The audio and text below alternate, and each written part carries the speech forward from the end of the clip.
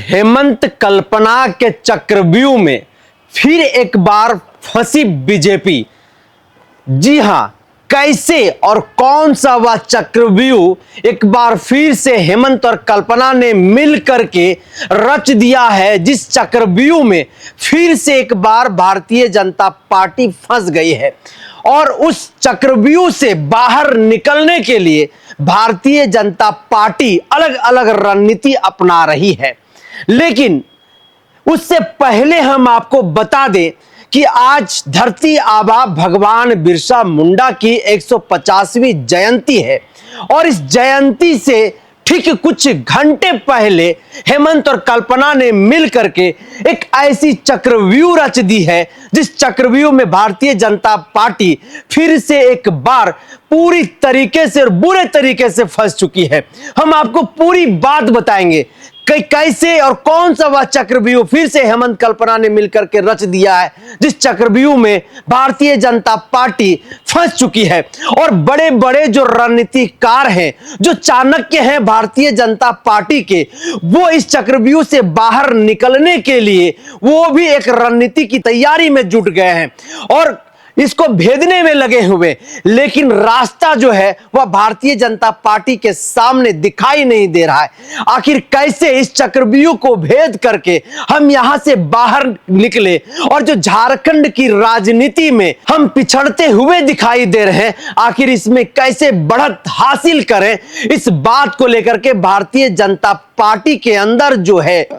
वो चर्चा का विषय बना हुआ है और इस पर लगातार कहीं ना कहीं चिंतन हो रही है, मंथन होकर किया जा रहा है। तो हम आपको बताते हैं कि पूरी बात क्या है। उससे पहले हम आपको बता देते हैं कि झारखंड में जो 2 चरणों में मतदान होना है, उसमें से पहले चरण का मतदान 43 विधानसभा सीटों पर संपन्न हो चुका है और 43 विधानसभा सीटों पर जो मतदान हुआ है, उस मतदान के बाद राजनीतिक विशेषज्ञ जो कह रहे हैं वो बेहद ही चौंकाने वाला है और उससे भी भारतीय जनता पार्टी में जो है वह कहीं ना कहीं खलबली मची हुई है। राजनीतिक विशेषज्ञ सीधे तौर पर यह कह रहे हैं कि पहले चरण के 43 विधानसभा सीटों पर इंडिया गठबंधन झारखंड मुक्ति मोर्चा की बढ़त जो है वो सीधे तौर पर दिखाई दे रहा है। उसका सीधा कारण मुख्यमंत्री मैया सम्मान योजना को बताया जा रहा है। कल्पना मुर्मू सोरेन का बढ़ता कारवां और उसके जो बातचीत करने का तरीका है, सलीका है, जिस तरह से वो सामान्य लोगों की तरह लोगों से मिलती है, वो लोगों को काफी कहीं ना कहीं रिझाने में सहयोग किया है इंडिया गठबंधन को। लेकिन जिस खबर के बारे में और जिस विश्लेषण को हम आपके सामने लेकर के आए हैं, उसके बारे में हम आपको बता देते हैं कि जब 2019 का विधानसभा का चुनाव हुआ था, तो उस 2019 के विधानसभा के चुनाव में आपने देखा था कि इंडिया गठबंधन यानी कि झारखंड मुक्ति मोर्चा जिसका एक हिस्सा है, उस पार्टी के मैनिफेस्टो में एक बहुत बड़ी बात का जो है जिक्र किया गया था, जो झारखंडियों की पहचान को जोड़ता है, झारखंडियों की परिचय का बोध कराता है। तो वह मामला जो है, वह जो बिंदु है, वह 1932 से जुड़ा हुआ खतियान का मामला है। इस बार फिर से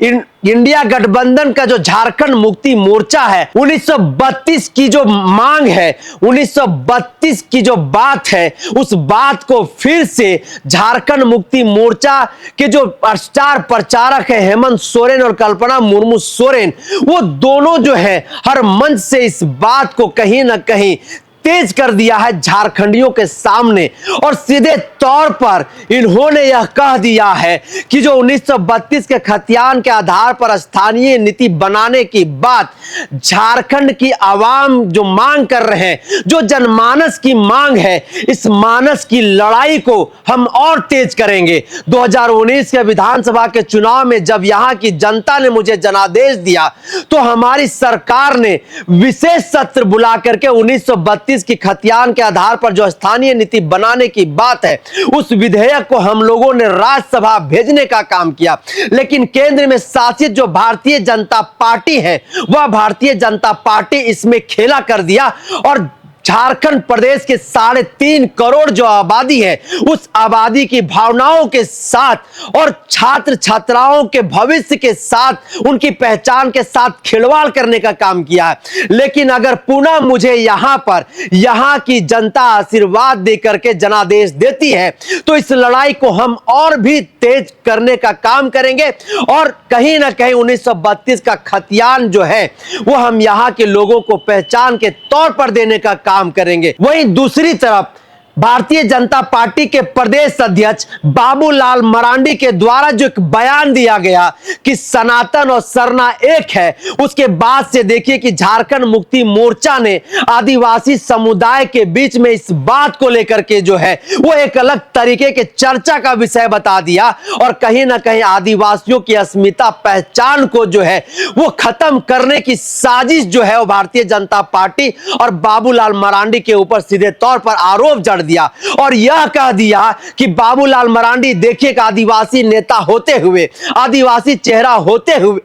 किस तरह से आदिवासियों की पहचान और अस्मिता को मिटाने की साजिश रच रहे हैं। और इस पर कहीं ना कहीं जो राजनीतिक विशेषज्ञ हैं वो ये कह रहे हैं कि सरना सनातन एक बता करके बाबूलाल मरांडी ने जो है वो अपने ही पैर पर कुल्हाड़ी मारने का काम किया है और इसका सीधा फायदा झारखंड मुक्ति मोर्चा को, झारखंड मुक्ति मोर्चा के तरफ जो है वो होता हुआ दिखाई दे रहा है। क्योंकि इस वक्त जो झारखंड में विधानसभा चुनाव चल रहा है, इस विधानसभा के चुनाव में आप देखिए जो आदिवासी सेंटीमेंट है वो हेमंत सोरेन के तरफ जो है वो ज्यादा संख्या में दिखाई दे रहा है राजनीतिक विशेषज्ञों के द्वारा। और जो सूत्र बता रहे हैं वो सूत्र ये बता रहे हैं कि सरना सनातन एक बताने वाले लोगों को हम लोग वोट के चोट से जवाब देने का काम करेंगे। तो कहीं ना कहीं झारखंड विधानसभा चुनाव के बीच में हेमंत सोरेन और कल्पना मुर्मू सोरेन मिलकर के जिस तरह से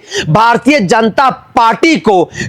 कहीं ना कहीं झारखंडी मुद्दों के ऊपर घेरने का काम किया है, झारखंडी जनमानस के साथ जिस तरह से वो खड़े होते हुए दिखाई दे रहे हैं, जिस तरह से झारखंडियों का जो सेंटीमेंट है, जो विचारधारा है, जो सोच है वो हेमंत और कल्पना के साथ दिखाई दे रहा है। और जिस तरह से वो चक्रव्यूह कहीं ना कहीं भाजपा के खिलाफ झारखंडी जन मुद्दों को लेकर के रचने का काम किया है, ये कहीं ना कहीं राजनीतिक पंडितों के अनुसार भारतीय जनता पार्टी को नुकसान होता हुआ दिखाई दे रहा है। फिलहाल इस चर्चा को हम यहीं पर करते हैं समाप्त। दीजिए इजाजत। जोहार।